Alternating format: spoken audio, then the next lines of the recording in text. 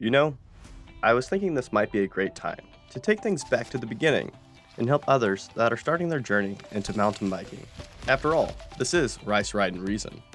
Like I've said before, I'm not the best rider, but I love this sport, even though it's been a bumpy trail along the way at points. Mountain biking is awesome, even when you do it wrong or afraid. It's still an amazing sport that you can do all throughout your life. Just take a look at North Shore Betty. She's over 70 and still shredding those trails in BC.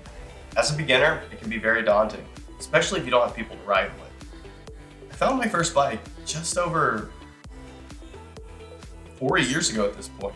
Wow, that seems like a lot longer than what it actually is. But I guess, it did take me almost a year to really get into mountain biking. The first bike that I had, we actually found it in the crawl space of the house that we had just bought. It was a 1995 Ventana Marble Peak FS. In its prime, it was probably one of the best bikes out there. The MSRP was $3,500. I kind of regret getting rid of it now. Anyways, the frame was cracked and welded. It had a blown rear shock and a 1998 Marzuki Z3 front fork that was in desperate need of some service. I remember trying to do so much to that bike and having no idea what I was doing.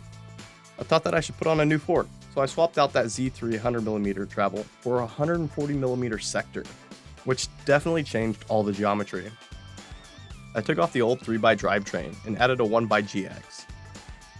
I think there were no wheels, so naturally I bought rims and a new hub and re-spoke them myself. Oh yeah, that's because the GX cassette I bought was only XD compatible, and that original hub was a quick release skewer. Woof. All the pivot joints were super worn down, and I thought it'd be a great idea to pay a coworker in beer to make some new ones for me.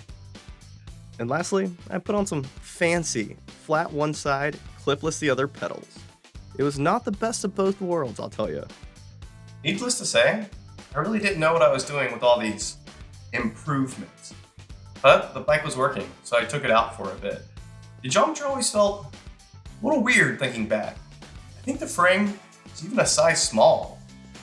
And I'm not a tall person, I always felt like a chicken sitting on a fence post riding that thing around. Luckily, my brother saved me. He gave me his old bike, which was a Morphine Banshee. The thing was a tank, I swear. It weighed probably about 55 pounds. And it had the widest tires I'd ever seen at that point. They were 2.2 inch 26ers. I used to pump those bad boys up to about 45 psi. I'm not sure what he had done to it, but it was set up to be a 3x drivetrain, but it only had 2 front sprockets. After struggling for almost a year, riding both of those shred monsters, I thought it was time for a change. Enter my love, the Santa Cruz Bronson. There was a brief period in time when I had a 5010, but we don't talk about that. Now, I don't want anyone to make the same mistakes I did. There was time where I was really demotivated, and I didn't think I was cut out for this sport. And I spent way too much money on definitely the wrong things. Looking back, I think it was my second ride on the Bronson that completely changed everything for me. It was a spring day. I just really wanted to get out and ride after a long day in the office. I went to the park even though it was starting to rain. Classic Pittsburgh. And about 30 minutes into the ride, I ran into 2 guys at an intersection. I think the conversation was something like, "Nice bike, we too like Santa Cruz." They were on a 5010 and a tall boy. And no one else wanted to ride in the rain. "You want to ride with us?" Basically, I had just found one of the coolest friend groups ever. They were super supportive as I was learning, and I continued to hang out and ride with them almost 2 times a week still. Alright, let's look at my mistakes. Talk about how you, as a new rider, can avoid making the same ones. There's absolutely nothing wrong with starting out with a bike that you found, or that a friend gave you. I've even seen people absolutely tear up the trails on inexpensive department store bikes. With that being said, not all bikes are created equal, and not all bikes are suited for the same terrain. So which bike type is right for you? That really depends on where you're riding and who you're riding with. These days, there are so many different styles of bikes, but generally, they fall into 3 main categories. We have fully rigid bikes, meaning they don't have forks or shocks, hardtails, which is only a front fork, and then full suspension bikes.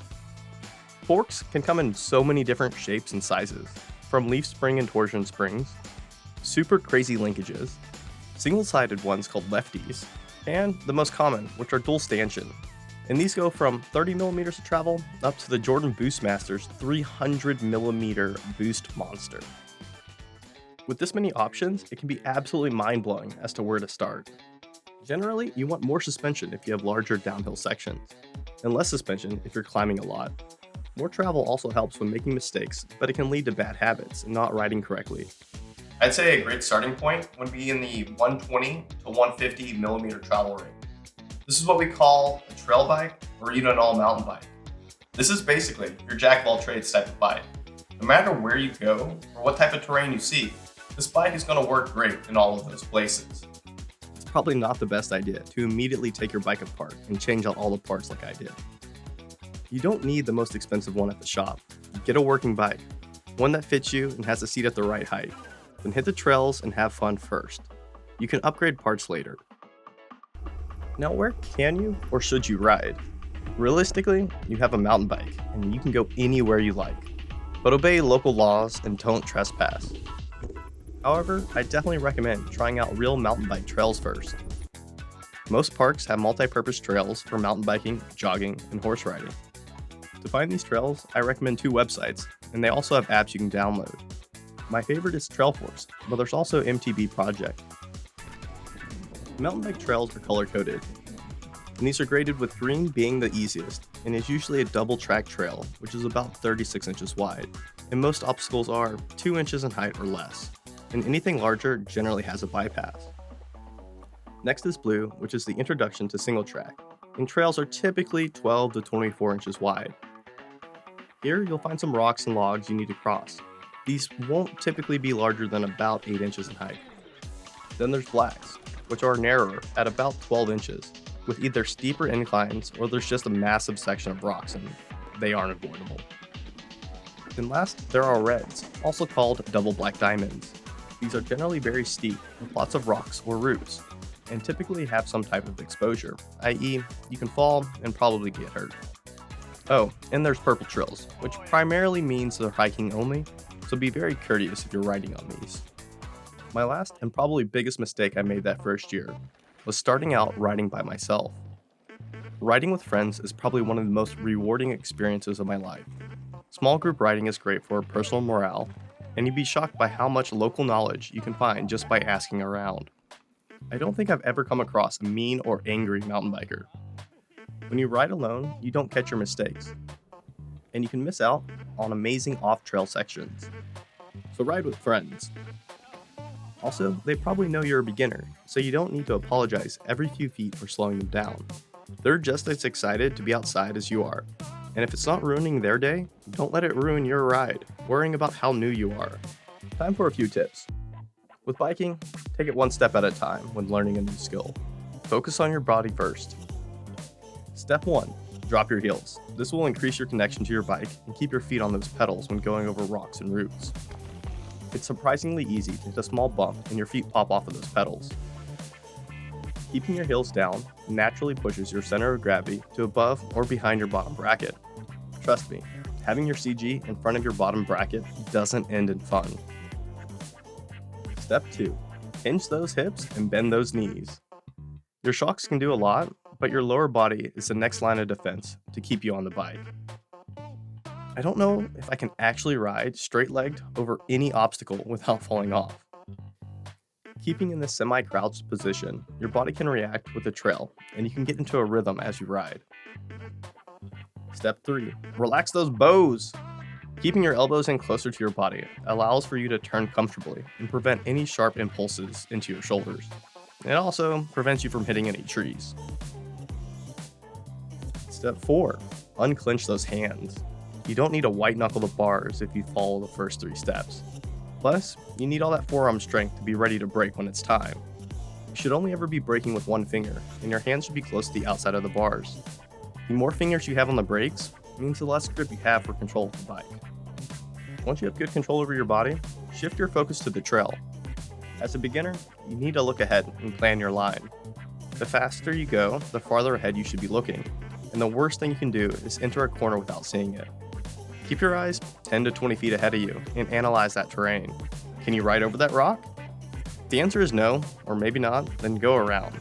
You don't need to prove anything to anyone else but yourself.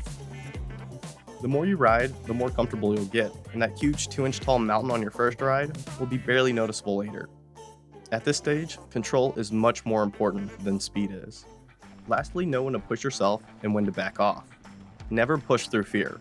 If you don't want to ride something because it scares you, do not do it. There's a fine line between fear and boredom, and I call that the fun zone, but it's a moving target. If you've been riding for a few hours and you're exhausted, maybe hit that rock or log next trip. Oh, and never ever say the words, "one more time." I swear everyone that says that phrase ends up getting hurt. I broke my collarbone because I decided to hit the downhill one more time before getting lunch. I've seen people fall off the skinnies because they wanted to try it one more time. It's some bad voodoo. Don't even say it in your head. Instead, just do it again. Or say you'll do it 2 to 3 more times to get it right, and the curse won't get to you. Alright, now that we've cleared that up, one thing you should do if you end up falling off and getting hurt is get back up. Make sure all your bits are still there and you're not bleeding out. Then try it again. I have a firm belief that we create our own fears. The worst thing you can do is let that fear spread in your mind about what just happened. Odds were it was a simple error, or you weren't lined up properly. By leaving or skipping that obstacle on your next ride, it will start to eat at you that you aren't good enough, but you are. Don't let yourself block you from having fun. Keep trying until you can ride it forwards, backwards, or even on a wheelie. Well, thanks for joining today, and the words of our forefathers, let's send it.